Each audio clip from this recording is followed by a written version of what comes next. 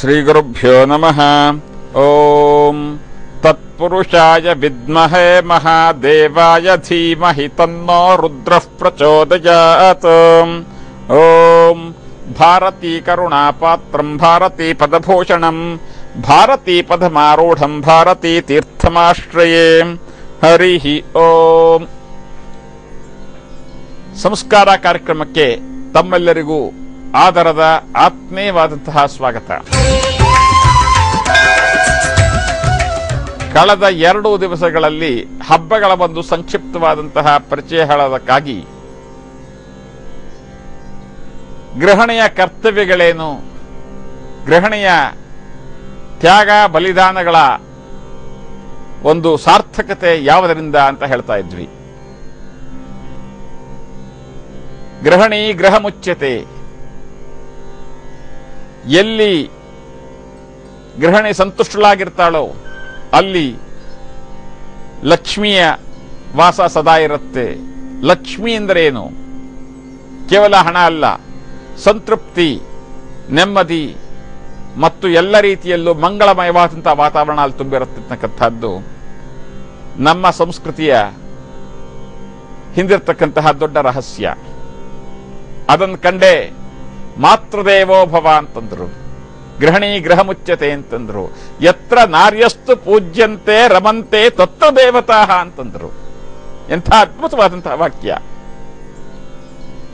ಆದರೆ ಆ ಸ್ಥಾನ ಸಿಗಬೇಕಾದ್ರೆ ಗೃಹಿಣಿಗೆ, ಒಬ್ಬ ಹೆಣ್ಣಿಗೆ ಸುಮ್ಮನೆ ಸಿಗೋದಿಲ್ಲ.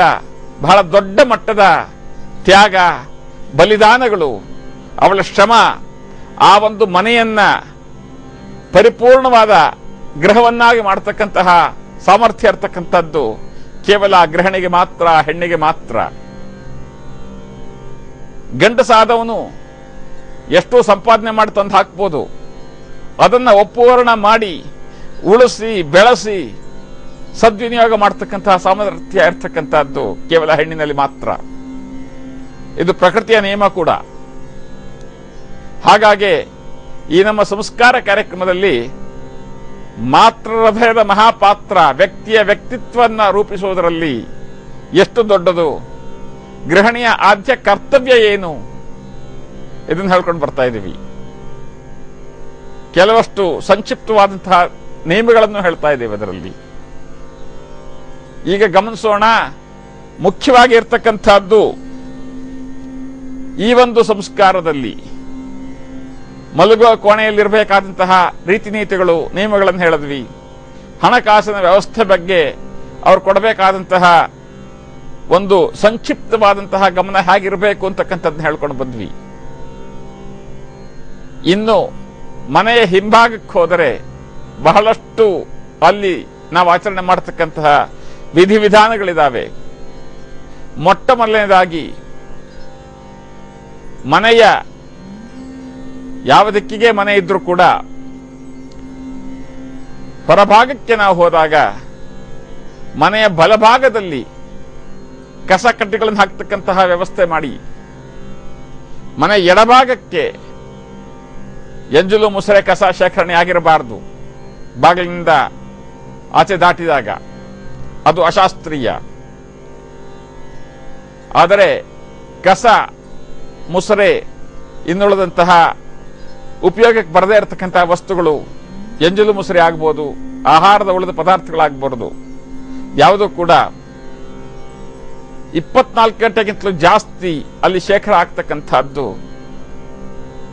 ಆ ಮನೆಯ ಒಂದು ಅಧೋಗತಿಗೆ, ಅಧಃಪತನಕ್ಕೆ ಕಾರಣವಾಗತ್ತೆ.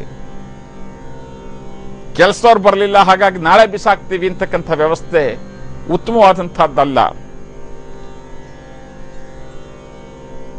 ಗೃಹದೇವತೆ, ವಾಸ್ತುದೇವತೆ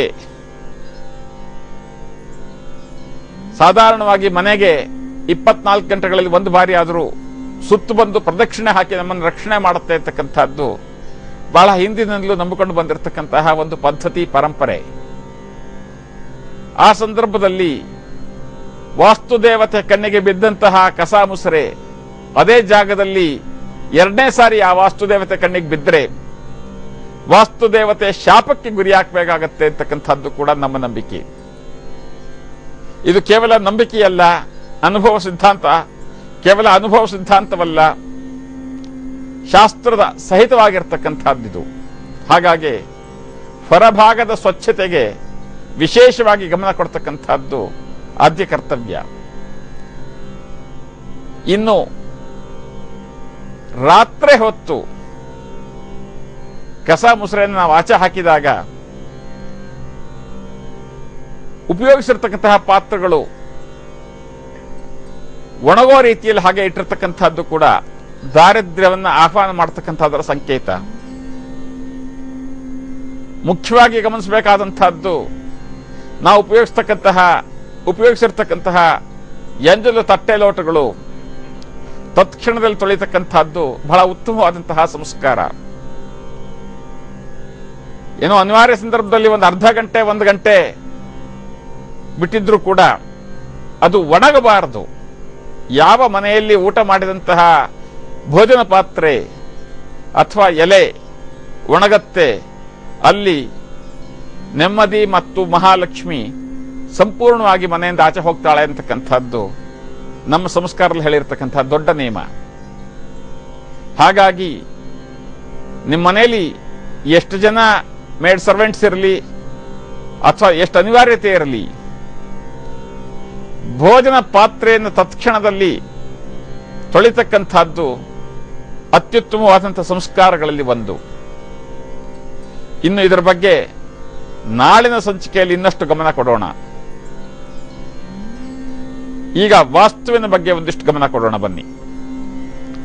ಗೃಹ ಕಚೇರಿ, ಹೋಮ್ ಆಫೀಸಿನ ನಿಯಮಗಳನ್ನು ಹೇಳ್ತಾ ಇದ್ವಿ. ಬಹಳಷ್ಟು ಜನ ಇತ್ತೀಚಿನ ದಿವಸಗಳಲ್ಲಿ, ಈಗ ಕಳೆದ 18 ವರ್ಷಗಳಿಂದ ಈಚೆಗೆ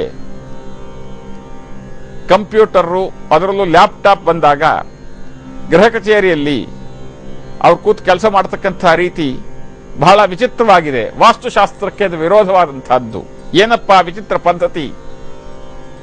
ಆ ಕಂಪ್ಯೂಟರ್ ಟೇಬಲ್ ಅನ್ನ ಗೋಡೆಗೆ ತಾಗಿಸಿಟ್ಟುಕೊಂಡು ಗೋಡೆ ಕಡೆ ಮುಖ ಮಾಡಿದ್ದು ಒಂದು ರೋಲಿಂಗ್ ಚೇರ್ನಲ್ಲಿ ಆ ಕಡೆ ಈ ಕಡೆ ಓಡಾಡ್ತಾ ಅದರಲ್ಲಿ ಕೂತ್ಕೊಂಡು ಕೆಲಸ ಮಾಡತಕ್ಕಂಥ ಪದ್ಧತಿ.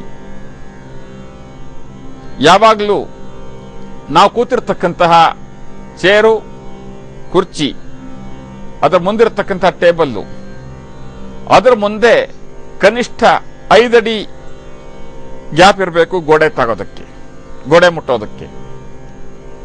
ಗೋಡೆಗೆ ತಾಗೋ ತರದಲ್ಲಿ ನೀವು ಟೇಬಲ್ ಇಟ್ಟುಕೊಂಡು ಅದರಲ್ಲಿ ನೀವು ಲ್ಯಾಪ್ಟಾಪ್ ಅಥವಾ ಕಂಪ್ಯೂಟರ್ನ ಇಟ್ಕೊಂಡು ಗೋಡೆ ಕಡೆ ಮುಖ ಮಾಡಿಕೊಂಡು, ಗೋಡೆಗೂ ನಿಮಗೂ 1.5 ಅಡಿ 2.5 ಅಡಿ ವ್ಯತ್ಯಾಸ ಅಷ್ಟೇ ಅಂತರ ಇದ್ದಲ್ಲಿ ನೀವು ಕೆಲಸ ಮಾಡ್ತಾ ಇದ್ರೆ ಒಂದು ನೆಗೆಟಿವ್ ಎನರ್ಜಿ ಅಕ್ಯುಮುಲೇಟ್ ಆಗಿ ನಿಮ್ಮ ಥಾಟ್ ಪ್ರೋಸೆಸ್ಸು, ಯೋಚನಾ ಶಕ್ತಿಗೆ ದೊಡ್ಡ ರೀತಿಯ ಭಂಗ ಬರುತ್ತೆ.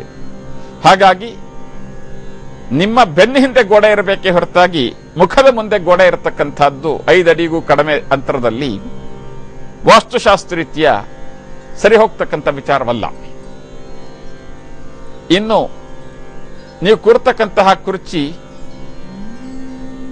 ಬಹುಭಾಗ ಅದಕ್ಕೆ ವೀಲ್ ಇಲ್ಲದೆ ಇದ್ರೆ ಬಹಳ ಒಳ್ಳೆಯದು. ವೀಲ್ ಚೇರ್ ಆಗಿದ್ರು ಕೂಡ ಒಂದು 3 ಅಡಿಗಿಂತಲೂ ಜಾಸ್ತಿ ವ್ಯಾಸದಲ್ಲಿ ಅದು ಓಡಾಡಬಾರದು. ಆಗ ನಿಮಗೆ ಅಭದ್ರತೆ, ಅನ್ಸರ್ಟನಿಟಿ, ನೀವು ಮಾಡತಕ್ಕಂಥ ವೃತ್ತಿಯಲ್ಲಿ ಒಂದು ಅನಿಶ್ಚಿತತೆ ತೀವ್ರವಾಗಿರುತ್ತೆ.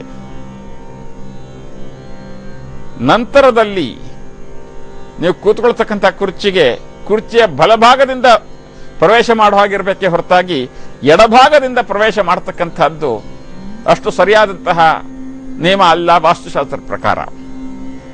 ಇನ್ನು ಇದರ ಬಗ್ಗೆ ಹೆಚ್ಚಿನ ವಿವರ ನಾಳೆ ಕೊಡ್ತಕ್ಕಂಥ ಪ್ರಯತ್ನ ಪಡ್ತೇನೆ. ತಮ್ಮಲ್ಲಿ ಇದ್ದಂತಹ ಯಾವುದೇ ತರಹದ ಸಂಸ್ಕಾರಕ್ಕೆ, ವಾಸ್ತುಗೆ ಸಂಬಂಧಪಟ್ಟಂತಹ, ಜ್ಯೋತಿಷ್ಶಾಸ್ತ್ರಕ್ಕೆ, ಧರ್ಮಶಾಸ್ತ್ರಕ್ಕೆ ಸಂಬಂಧಪಟ್ಟಂತಹ ಅನುಮಾನಗಳಿಗೆ, ಪ್ರಶ್ನೆಗಳಿಗೆ, ಯಾವುದೇ ರೀತಿಯ ಸಂದೇಹಗಳಿಗೆ ಸಮಾಧಾನಕರವಾದ ಉತ್ತರವನ್ನು ಹೇಳೋದಕ್ಕೆ ಪ್ರಯತ್ನ ಪಡ್ತೇವೆ. ತಾವು SMS ಕಳಿಸಬೇಕಾದಂತಹ ನಂಬರು ಸಂಸ್ಕಾರ ಅಂತ ಟೈಪ್ ಮಾಡಿ ಗ್ಯಾಪ್ ಬಿಟ್ಟು ತಮ್ಮ ಪ್ರಶ್ನೆ ಅಥವಾ ಯಾವುದೇ ರೀತಿಯ ಅನುಮಾನಗಳನ್ನ 56006449ಕ್ಕೆ SMS ಮಾಡಿ ತಮಗೆ ಉತ್ತರ ಹೇಳತಕ್ಕಂಥ ಪ್ರಯತ್ನ ಪಡ್ತೇನೆ. ಸಮಸ್ತ ಸನ್ಮಂಗಳಾನಿ ಭವಂತು.